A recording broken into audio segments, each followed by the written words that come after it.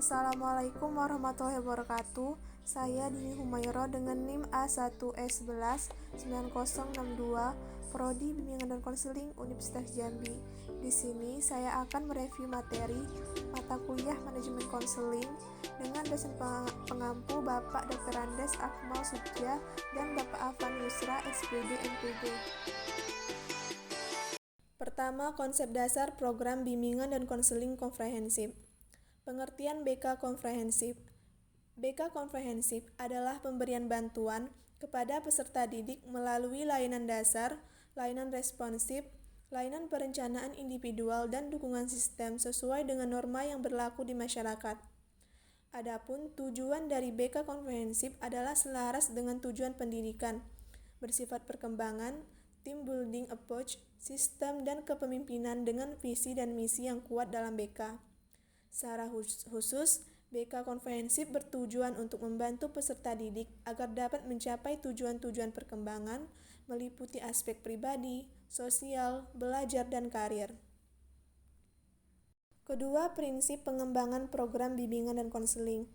Menurut Serzer, pertama, bimbingan sangat utama bila difokuskan pada perkembangan individu.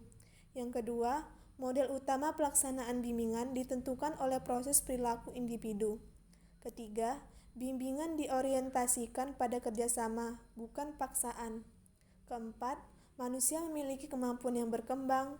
Yang kelima, bimbingan didasarkan pada pengenalan harga diri dan nilai individu serta hak mereka untuk memilih. Yang keenam, bimbingan bersifat berkelanjutan urut untuk proses pendidikan. Selanjutnya, komponen program bimbingan dan konseling komprehensif. Nah, dalam komponen program BK komprehensif terdapat 4 komponen. Yang pertama yaitu layanan dasar, yang kedua layanan responsif, ketiga perencanaan individual, dan keempat dukungan sistem. Yang pertama saya akan menjelaskan mengenai layanan dasar. Adapun pengertian dari layanan dasar yaitu layanan dasar merupakan suatu proses pemberian bantuan kepada seluruh konseli melalui kegiatan penyiapan pengalaman terstruktur secara klasikal atau kelompok yang disajikan secara sistematis dalam rangka mengembangkan perilaku jangka panjang sesuai dengan tahap dan tugas perkembangan. Adapun tujuan dari layanan dasar yang pertama yaitu memiliki kesadaran tentang diri dan lingkungan, sosial, budaya, dan agama. Yang kedua, mampu mengembangkan keterampilan untuk mengidentifikasi tanggung jawab atau seperangkat tingkah laku yang layak bagi penyesuaian diri dengan lingkungannya. Yang ketiga, mampu menangani atau memenuhi kebutuhan masalahnya. 4. Mampu mengembangkan dirinya dalam rangka mencapai tujuan hidupnya.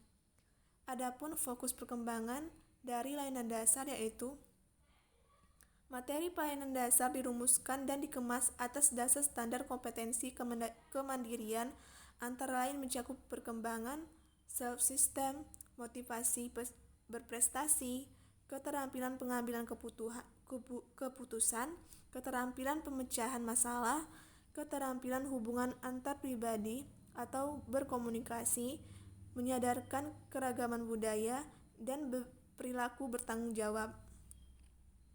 Selanjutnya, layanan responsif. Layanan responsif merupakan pemberian bantuan kepada konseli yang menghadapi kebutuhan dan masalah yang memerlukan pertolongan dengan segera. Sebab, jika tidak segera dibantu, dapat menimbulkan gangguan dalam proses pencapaian tugas-tugas perkembangan. Adapun tujuan dari pelayanan responsif adalah membantu konseli agar dapat memenuhi kebutuhannya dan memecahkan masalah yang dialaminya atau membantu konseli yang mengalami hambatan, kegagalan dalam mencapai tugas-tugas perkembangan. Adapun fokus perkembangan dari layanan responsif yaitu bergantung kepada masalah atau kebutuhan konseli.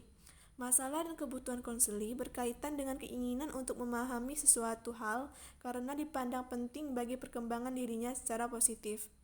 Kebutuhan ini seperti kebutuhan untuk memperoleh informasi, antara lain tentang pilihan karir dan program studi, sumber-sumber belajar, bahaya obat terlarang, minuman keras, narkotika, dan pergaulan bebas.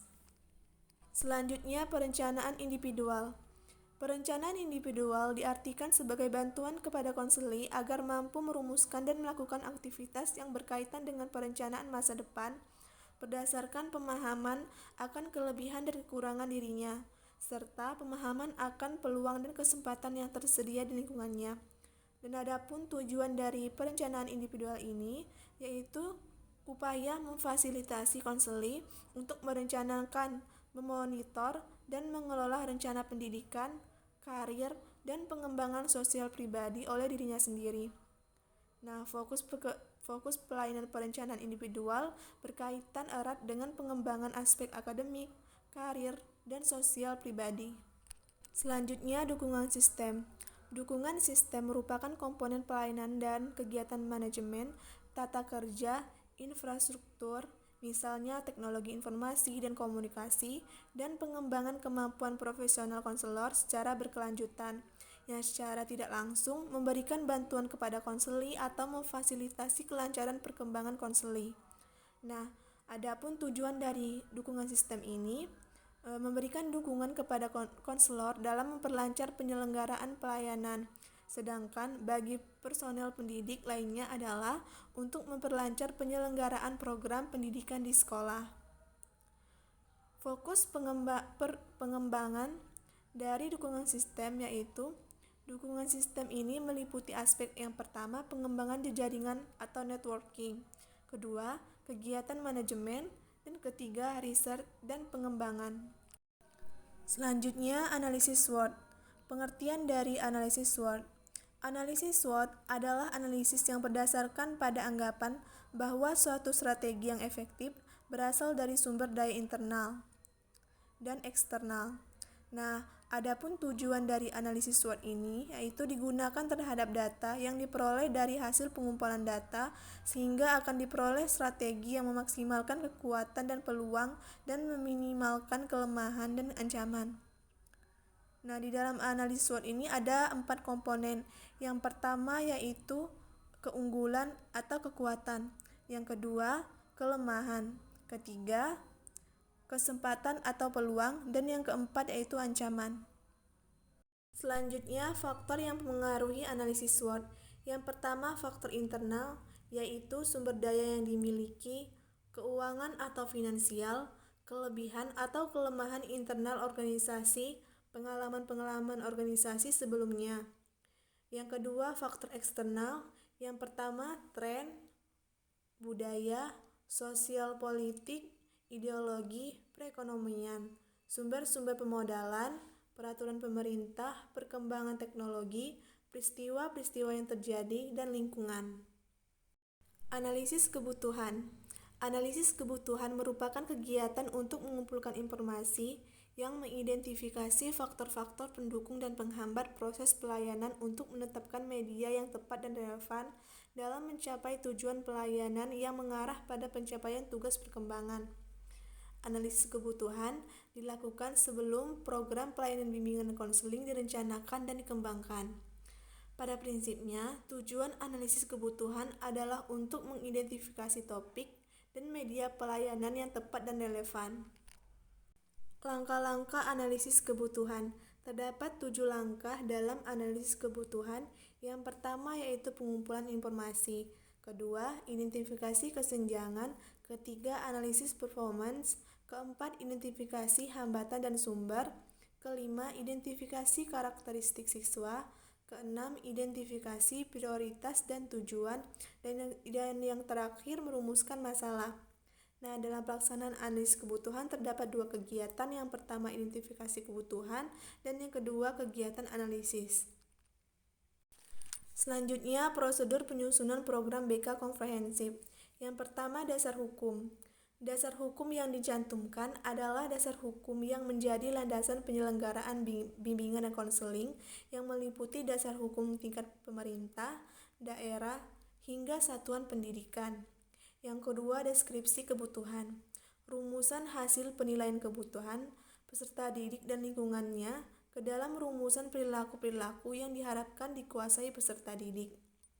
Yang ketiga, komponen program. Komponen program meliputi komponen pelayanan dasar, komponen pelayanan responsif, komponen perencanaan individual, dan komponen dukungan sistem. Yang keempat, action plan. Rencana kegiatan adalah uraian detail dari program yang menggambarkan struktur isi program, baik kegiatan di sekolah maupun luar sekolah, untuk memfasilitasi peserta didik mencapai tugas perkembangan atau kompetensi tertentu. Yang kelima, rasional. Rumusan dasar pemikiran tentang urgensi bimbingan dan konseling dalam keseluruhan program sekolah. Keenam, visi dan misi.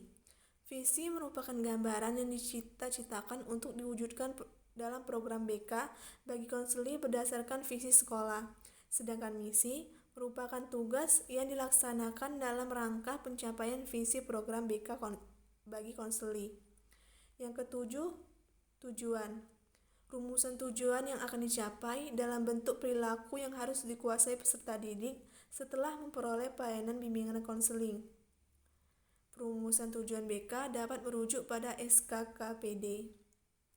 8. Bidang layanan. Bimbingan dan konseling pada satuan pendidikan mencakup 4 bidang layanan yang memfasilitasi perkembangan pribadi, sosial, belajar, dan karir. Program bimbingan dan konseling. Yang pertama, pengembangan tema atau topik. Tema atau topik merupakan rincian lanjutan dari identifikasi deskripsi kebutuhan peserta didik dalam aspek perkembangan pribadi, sosial, belajar, dan karir. Materi layanan BK meliputi 4 bidang layanan bimbingan yang diberikan secara profesional, meliputi bidang pribadi, sosial, belajar, dan karir. Selanjutnya, sarana prasarana yang meliputi ruangan bimbingan konseling. Jenis ruangan yang diperlukan yaitu yang pertama ruang kerja, ruang administrasi, ruang konseling individual, ruang bimbingan konseling kelompok, ruang biblioterapi, ruang relaksasi, dan ruang tamu. Dan adapun besar ukuran ruangan disesuaikan dengan jumlah konseling dan jumlah konselor yang ada di suatu sekolah. Terdapat juga fasilitas lain seperti dokumen program bimbingan dan konseling, seperti buku program tahunan, buku program semesteran, buku kasus, dan buku harian. Selain itu, terdapat instrumen pengumpulan data dan kelengkapan administrasi seperti alat pengumpulan data berupa tes, alat pengumpulan data teknik non-tes, alat penyiapan data khususnya dalam bentuk himpunan data, kelengkapan penunjang teknis seperti data informasi, paket bimbingan, alat bantuan bimbingan, perlengkapan administrasi. Berikutnya, anggaran. Rencana anggaran untuk mendukung implementasi program dinyatakan secara cermat, rasional, dan realistik. Perencanaan anggaran merupakan komponen penting dari manajemen bimbingan dan konseling. Perlu dirancang dengan cermat berapa anggaran yang diperlukan untuk mendukung implementasi program. Selain itu juga terdapat komponen anggaran meliputi yang pertama anggaran untuk semua aktivitas yang tercantum pada program, yang kedua anggaran untuk aktivitas pendukung seperti home visit, pembelian buku pendukungan atau sumber bacaan, mengikuti seminar atau workshop, atau kegiatan profesi dan organisasi profesi, pengembangan staf, penyelenggaraan MGP, pemberian alat atau media untuk pelayanan bimbingan konseling. Yang ketiga, anggaran untuk pengembangan dan peningkatan kenyamanan ruang atau pelayanan bimbingan dan konseling, seperti pembenahan ruangan, pengadaan buku-buku untuk terapi pustaka, penyiapan perangkat konseling kelompok. Pelaksanaan program BK komprehensif. Yang pertama, pelayanan dasar. Pelayanan dasar ini dapat dilakukan dalam bentuk bimbingan kelas. Kegiatan bimbingan kelas ini bisa berupa diskusi kelas atau curah pendapat. Juga bisa dilakukan melalui pelayanan orientasi. Pelayanan ini merupakan suatu kegiatan yang memungkinkan peserta didik dapat memahami dan menyesuaikan diri dengan lingkungan baru. Selanjutnya, melalui pelayanan informasi. Memberikan informasi tentang berbagai hal yang dipandang bermanfaat bagi peserta didik melalui komunikasi langsung maupun tidak langsung. Selanjutnya, bisa juga dengan melakukan bimbingan kelompok. Konselor memberikan pelayanan bimbingan kepada peserta didik melalui kelompok. Bisa itu dengan menggunakan kelompok kecil yang berjumlah dari 5 sampai 10 orang. Selanjutnya, pelayanan pengumpulan data atau aplikasi instrumentasi. Kegiatan ini untuk mengumpulkan data atau informasi tentang pribadi peserta didik dan lingkungan peserta didik. Pengumpulan data ini dapat dilakukan dengan berbagai instrumen baik tes maupun non-tes. Pelayanan responsif. Yang pertama, konseling individual dan kelompok. Pemberian pelayanan konseling ini ditujukan untuk membantu peserta didik yang mengalami kesulitan, mengalami hambatan dalam mencapai tugas-tugas perkembangannya. Yang kedua, referral, rujukan atau alih tangan. Apabila seorang konselor merasa kurang memiliki kemampuan untuk menangani masalah konseli, maka sebaiknya dia mengalih tangankan konseli kepada pihak lain yang lebih berwenang, seperti psikolog, psikiater, dokter, dan kepolisian. Konseli yang sebaiknya dialih tangankan adalah mereka yang memiliki masalah seperti depresi, tindak kejahatan atau kriminal, kecanduan narkoba, dan penyakit kronis. Yang ketiga, kolaborasi dengan guru mata pelajaran atau wali kelas. Konselor berkolaborasi dengan guru dan wali kelas dalam rangka memperoleh informasi tentang peserta didik, seperti prestasi belajar, kehadiran, dan pribadinya, membantu memecahkan masalah peserta didik, mengidentifikasi aspek-aspek bidang yang dapat dilakukan oleh guru mata pelajaran. Yang keempat, kolaborasi dengan orang tua. Melalui kerjasama antara orang tua dan guru, ini memungkinkan terjadinya saling memberikan informasi, pengertian, dan tukar pikiran antar konselor dan orang tua dalam upaya mengembangkan potensi peserta didik atau memecahkan masalah yang mungkin dihadapi peserta didik. Selanjutnya, kolaborasi dengan pihak-pihak terkait di luar sekolah, yaitu bisa berkaitan dengan upaya sekolah untuk menjalani kerjasama dengan unsur-unsur masyarakat yang dipandang relevan dengan peningkatan mutu pelayanan BK. Jalin kerjasama ini seperti pihak instansi pemerintah, instansi swasta, organisasi profesi seperti APKIN, dan para ahli dalam bidang tertentu seperti psikolog, psikiater, dan dokter. Selanjutnya, konsultasi. Konselor menerima pelayanan konsultasi bagi guru, orang tua, atau pihak pimpinan sekolah yang terkait dengan upaya membangun kesamaan persepsi dalam memberikan bimbingan kepada peserta didik, menciptakan lingkungan sekolah yang kondusif bagi perkembangan peserta didik, melakukan referral, dan meningkatkan kualitas program BK. Selanjutnya, bimbingan teman sebaya. Bimbingan teman sebaya ini adalah bimbingan yang dilakukan oleh peserta didik terhadap peserta didik lainnya. Selanjutnya, konferensi kasus, yaitu kegiatan untuk membahas permasalahan peserta didik dalam suatu pertemuan yang dihadiri oleh pihak-pihak yang dapat memberikan keterangan kemudian dan berkomitmen bagi terentasnya masalah peserta didik itu. Dan yang terakhir, kunjungan rumah, yaitu kegiatan untuk memperoleh data atau keterangan peserta didik yang sedang ditangani dalam upaya mengentaskan masalahnya melalui kunjungan ke rumahnya. Perencanaan individual.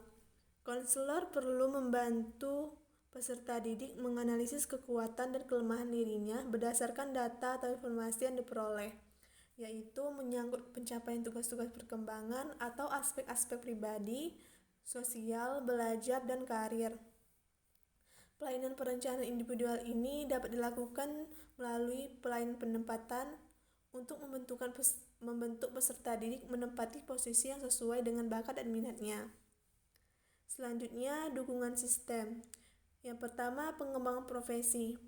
Konselor secara terus-menerus berusaha untuk mengupdate pengetahuan dan keterampilannya melalui in-service training, aktif dalam organisasi profesi, aktif dalam kegiatan-kegiatan ilmiah seperti seminar dan workshop, atau melakukan studi ke program yang lebih tinggi. Yang kedua, manajemen program. Program pelayanan BK tidak mungkin atau tercipta, terselenggara, dan tercapai bila tidak memiliki suatu sistem manajemen yang bermutu. Dalam arti, dilakukan secara jelas, sistematis, dan terarah. Oleh karena itu, bimbingan dan konseling harus ditempatkan sebagai bagian terpadu oleh seluruh program sekolah dengan dukungan yang wajar baik dalam aspek ketersediaan sumber daya manusia atau konselor, sarana, dan pembiayaan. Selanjutnya, langkah pengembangan RPLBK. Yang pertama, merumuskan identifikasi RPLBK, minimal berisi nama sekolah, bidang bimbingan, kelas, semester, alokasi waktu. Selanjutnya, merumuskan kompetensi, terdiri dari standar kompetensi dan kompetensi dasar diambil dari SKKPD atau tugas-tugas perkembangan beserta rinciannya. Selanjutnya, merumuskan indikator keberhasilan dan tujuan pelayanan. Selanjutnya, menentukan alokasi waktu, dinyatakan dalam jam pelajaran dan banyaknya pertemuan. Selanjutnya, menentukan materi layanan BK mengacu pada indikator yang telah dirumuskan sebelumnya. Selanjutnya, menentukan metode atau teknik pelayanan BK. Metode dapat diartikan sebagai metode atau pendekatan dalam pelayanan bimbingan, menetapkan pelaksanaan kegiatan dalam bentuk langkah-langkah kegiatan pada setiap pertemuan. Selanjutnya, menentukan sumber belajar. Sumber belajar ini mencakup sumber rujukan, lingkungan, media, narasumber, alat, dan bahan. Selanjutnya, merencanakan penilaian yang akan dilaksanakan, dijabarkan atas teknik penilaian dan informasi yang dipakai serta rubrik penilaiannya. Prosedur evaluasi program bimbingan dan konseling. Yang pertama, menentukan tujuan evaluasi perencanaan. Yang kedua, menentukan kriteria evaluasi. Ketiga, memilih instrumen penilaian. Keempat, analisis data. Dan yang kelima, pembuatan laporan. Selanjutnya, kriteria penilaian keberhasilan program bimbingan dan konseling. Ada 11 kriteria penilaian. Yang pertama yaitu adanya kesesuaian dengan pencapaian kompetensi peserta didik. Kedua, ada tidaknya visi dan misi bimbingan. Ketiga, adanya 4 bidang bimbingan dan konseling. Keempat, adanya kesesuaian antara tujuan dan permasalahan peserta didik. Kelima, adanya kesesuaian antara tujuan dengan perkembangan peserta didik. Keenam, adanya kesesuaian antara keempat layanan. 7. Operasional yang jelas. 8. Apakah pengembangan tema berdasarkan kebutuhan? 9. Ada tidaknya satuan layanan. 10. Adanya rencana penilaian. Dan yang terakhir, adanya tidaknya anggaran kegiatan BK. Prosedur evaluasi hasil bimbingan dan konseling. Yang pertama, menentukan tujuan evaluasi perencanaan program bimbingan dan konseling. Kedua, menentukan kriteria evaluasi. Ketiga, memilih instrumen penilaian. Keempat, analisis data. Dan yang kelima, pembuatan laporan. Selanjutnya, akuntabilitas.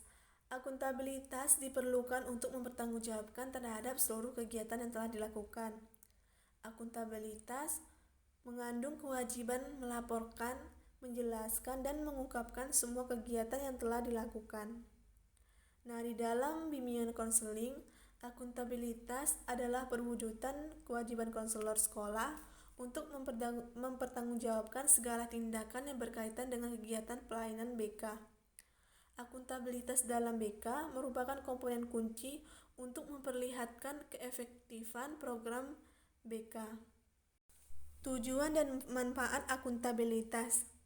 Tujuannya, penggunaan penilaian akuntabilitas tidak hanya membantu konselor menjadi lebih efisien dan menguasai pengetahuan keterampilan profesional mereka sendiri, tetapi juga memungkinkan mereka untuk menjembatani dan mengurangi kesenjangan prestasi, menjamin keberhasilan siswa, meningkatkan praktik dan program mereka sendiri, serta meningkatkan hasil yang dicapai pada siswa. Adapun manfaatnya, yang pertama, akuntabilitas memungkinkan konselor memiliki data spesifik untuk digunakan dalam mengidentifikasi kekuatan dan kelemahan bidang-bidang program. Yang kedua, data yang diperoleh dapat digunakan untuk memperlihatkan siswa bagaimana mereka bertumbuh dan berkembang melalui program tersebut. Yang ketiga, informasi yang diperoleh melalui asesmen harus disampaikan kepada semua stakeholder, termasuk siswa, orang tua, dan guru. Informasi perlu disampaikan dengan orang-orang yang terlibat dalam pembuatan kebijakan dan manajemen kebijakan. Komponen akuntabilitas, bimbingan, dan konseling. Yang pertama, menerima dan tanggung jawab. Berarti siap menghadapi kenyataan, tidak menyembunyikan suatu kebenaran, berani mengakui kekurangan dalam program. Yang kedua, komunikasi. Komunikasi antara pengelola program dan stakeholder merupakan indikator penting dalam akuntabilitas. Akuntabilitas dapat dipandang sebagai respon terhadap kebutuhan dan harapan stakeholder terkait dengan program. Ketiga, penjelasan kepada stakeholder mengenai program. Informasi yang dijelaskan kepada stakeholder meliputi standar atau tujuan program, prosedur yang digunakan untuk mencapai tujuan dan hasil yang dicapai dalam program. Keempat, mekanisme umpan balik. Akuntabilitas menuntut adanya mekanisme umpan balik yang memungkinkan stakeholder dapat memberikan masukan kepada pengelola program. Dan yang terakhir, perbaikan program. Menanggapi atau melakukan perubahan didasarkan pada umpan balik yang diterima, adanya perbaikan yang kontinu merupakan kunci akuntabilitas.